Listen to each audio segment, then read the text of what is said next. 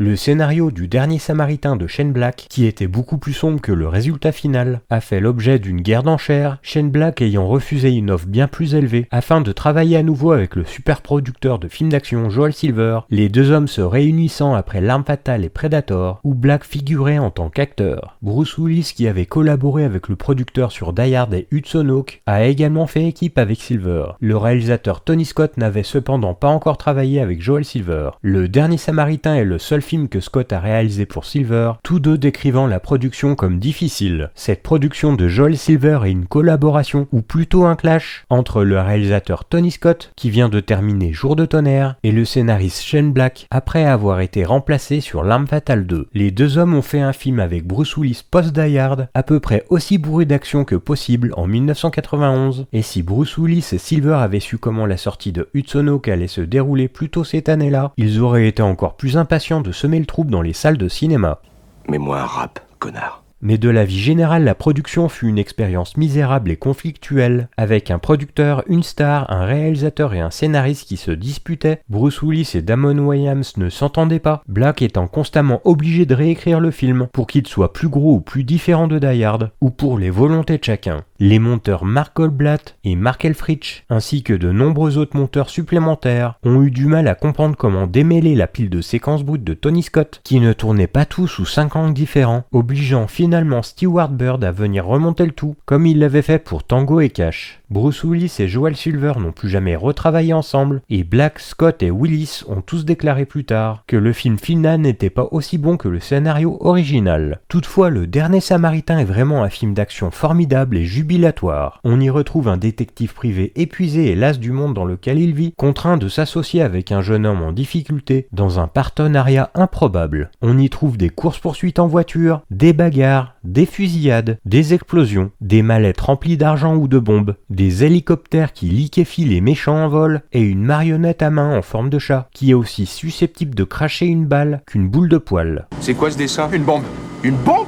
Tu plaisantes, on dirait plutôt une orange avec une perruque. N'ouvrez pas la mallette, surtout il y a un fruit dedans. Même si le style visuel de Tony Scott s'efface à mesure que le film se rapproche de son final, le rythme est si soutenu qu'on n'y prête même pas forcément attention. Sur le front de l'action, Tony Scott nous offre plusieurs scènes mémorables gérées de manière experte, de l'embuscade dans la ruelle qui rappelle le cinéma de John Woo qu'Hollywood découvre à cette époque, à la fusillade dans la forêt suivie de sa course-poursuite, jusqu'au chaos du troisième acte. L'action est inventive, amusante et violente, avec un sentiment constant d'escalade. Tendu, rapide, violent, plein d'action et animé par un superbe script qui vous fera sourire, rire et réciter longtemps ses dialogues, Le Dernier Samaritain est l'un de ces petits joyaux sous-estimés du début des années 90. Violence nihiliste, misogynie caustique, humour ironique. Le Dernier Samaritain devrait se distinguer de tous les autres films d'action du début des années 90 sur le même modèle post-Die Hard, et il le fait car il est plus fascinant que tous ses autres films. Il n'a pas peur de s'attarder dans un moment sombre à la limite du glauque, soutenu par des répliques toutes plus ironiques les unes que les autres. Ce qu'il a qu'aucun autre film aussi brutalement cool de son genre et de sa génération n'a. C'est un niveau de tension entre les membres de son équipe créative qui rend le film noir et obscur au fond, sous sa couche d'humour en surface. On a constamment conscience en regardant le film que le film se bat avec lui-même, essayant à la fois d'être la meilleure version de lui-même et d'être absolument tout autre chose. Le résultat est indéniablement anarchique, mais terriblement captivant. On vient d'inventer un nouveau truc, le rasoir.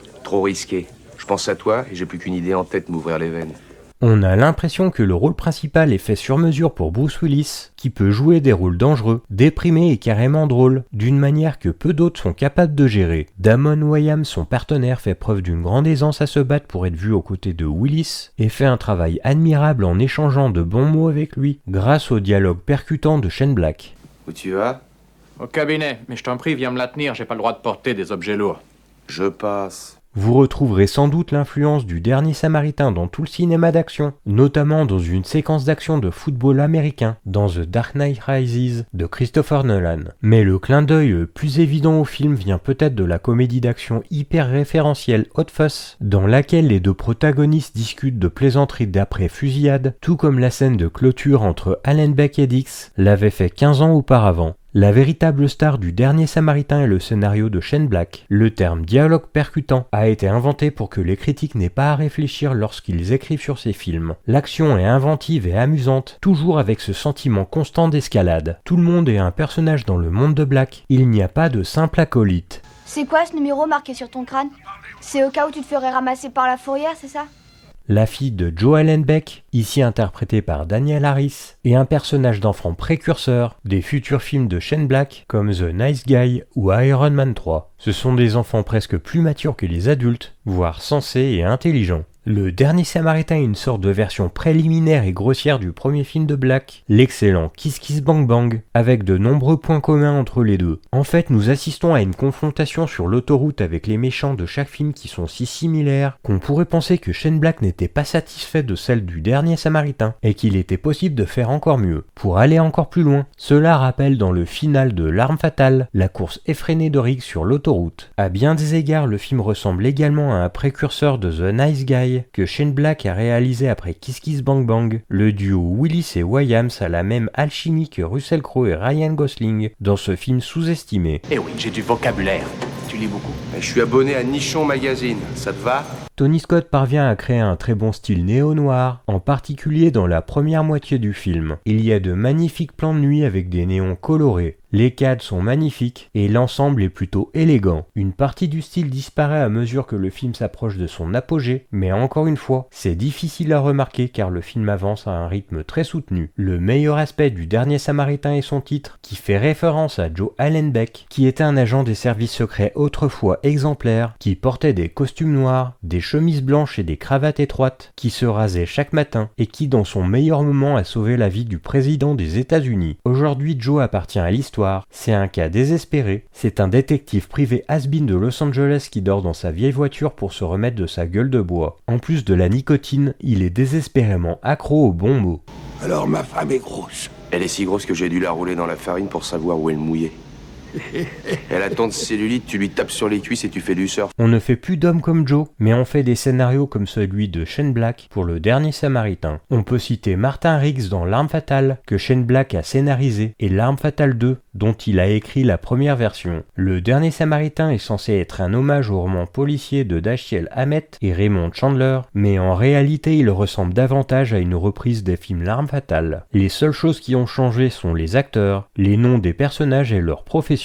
Bruce Willis joue en quelque sorte le rôle de Mel Gibson, Damon Wayans remplace Danny Glover de L'Arme Fatale, dans un rôle quelque peu remanié, mais qui reste essentiellement celui de la voix de la raison. Et étrangement, c'est lui qui reprendra le rôle de Roger Murtaugh dans la série L'Arme Fatale. Il incarne Jimmy Dix, une ancienne star du football professionnel, qui comme Joe est en déclin. D'ailleurs, le film L'Arme Fatale est présent dans le film, quand on découvre Darian, la fille de Joe, la première fois à l'écran, et qu'elle le regarde à la télévision. Même s'il a eu un problème d'ego entre les deux comédiens sur le tournage, le duo fonctionne très bien à l'écran, contrairement à ce que de nombreuses critiques ont pu dire. Willis et Williams ont tous deux démontré un talent pour la comédie irrévérencieuse dans d'autres films ou séries. Bruce Willis dans Clair de Lune à la télévision, ou dans des films comme Boire et déboire, ou Die Hard 1 et 2. Damon Wayans à la télévision en tant que membre régulier de la distribution de In Living Color. La spirale descendante de Joe a commencé quand un sénateur américain l'a renvoyé. Jimmy s'est tourné vers la cocaïne quand sa femme enceinte de 8 mois a été renversée par un véhicule. Un fait un peu similaire à la mort de la femme de Riggs dans L'Arme Fatale et plus ou moins détourné dans la suite. Shane Black, qui est un génie, a dit qu'il a écrit Le Dernier Samaritain après avoir rompu avec sa petite amie de longue date et qu'il souffrait de dépression. La désillusion plane sur presque chaque image du film. Joe a fait ce qu'il fallait et a perdu sa carrière. Jimmy a perdu sa famille le soir même où il a joué le meilleur match de sa carrière. Le sénateur s'oppose au plan de Marcon uniquement parce qu'il ne reçoit pas assez de commissions. Et Marcon est un homme d'affaires respecté qui n'a rien à faire de tuer des inconnus. Joe et Jimmy sont des héros non pas parce qu'ils sont particulièrement bons, mais parce que tous les autres autour d'eux sont tout simplement mauvais.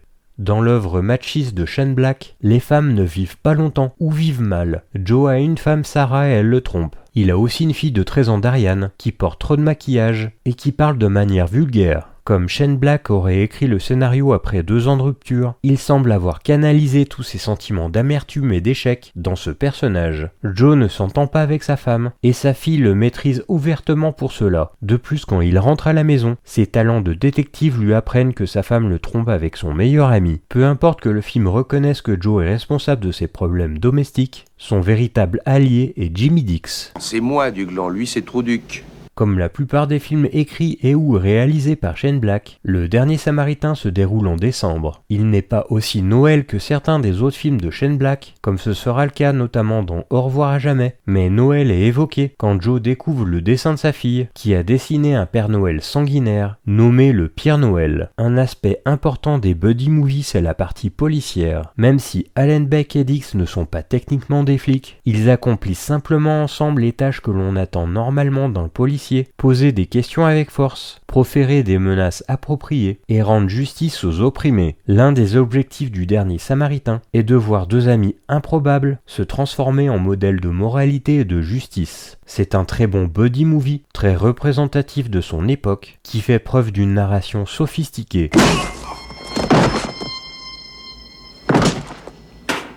L'eau mouille, le ciel est bleu, et le Pire Noël est de plus en plus